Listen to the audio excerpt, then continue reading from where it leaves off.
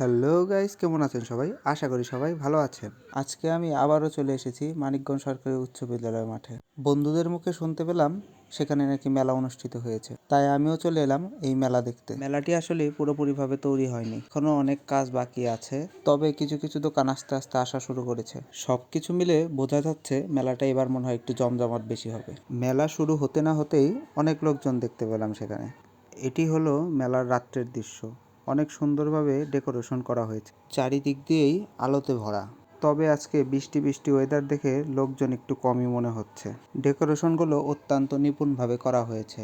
এই হলো নাগরদোলা, যা সুন্দরভাবে আলোকসজ্জায় সজ্জিত করা হয়েছে।